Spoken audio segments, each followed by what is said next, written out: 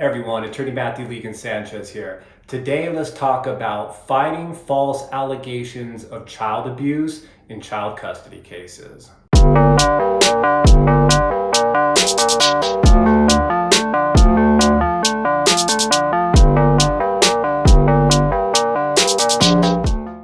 False allegations of child abuse commonly arise when a custody case is on the horizon.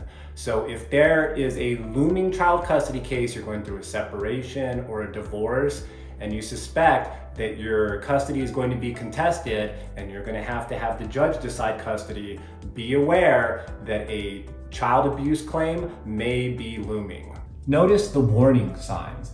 Is your ex the type of person that's going to raise false allegations of abuse? Have there been text messages in the past that subtly or not so subtly allude to any type of abuse or neglect, lack of supervision in your care? If so, you need to be on heightened alert. Document any cuts and bruisings, any sort of marks when in your care, when the child's in your care. Now, you're gonna need to know that any text message you send can be used against you. It can be considered an admission of guilt and it can be introduced into evidence. So if you actually did abuse your child, then you need to speak with a criminal defense attorney. This video is more for people who the claims are absolutely bogus, there's been no abuse whatsoever. And if that's the case, and if there's bruisings in your care, send a quick text message.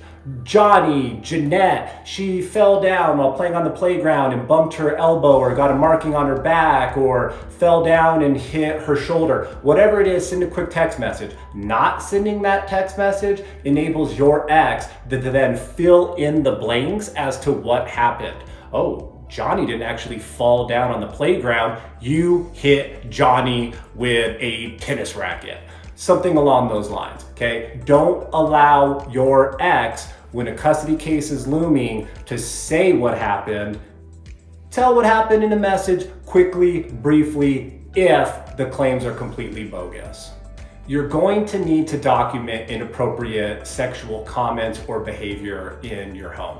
So if your child is exhibiting very unusual sexual behavior for their age, there's a lot of different ways to describe it, but if it's inappropriate sexual behavior for your child through movements or comments, document that to your ex quickly. Send your ex a message, describe what you observed, and just let them know exactly what you observed. By not doing that, you enable your ex to then claim, Johnny was engaging in inappropriate sexual behavior here, and he learned it at your house from one of the older siblings from your new boyfriend or girlfriend.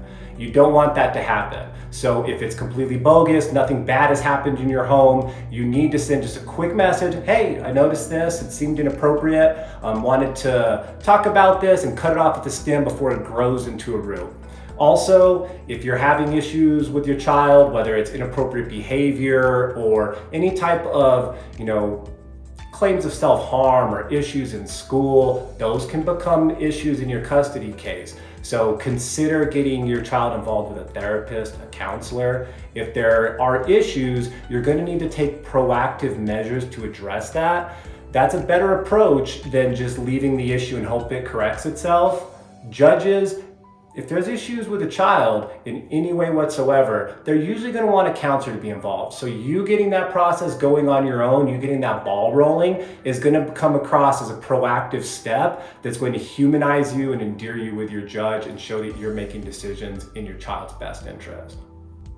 False allegations of child abuse usually intertwine with CYFD, Child, Youth, and Family Division. Usually when there's claims of abuse, CYFD is going to come into the home, they're going to do an investigation. Most of the claims come back unsubstantiated. So the majority of CYFD claims come back unsubstantiated. If you don't have anything to hide, don't act like you have anything to hide.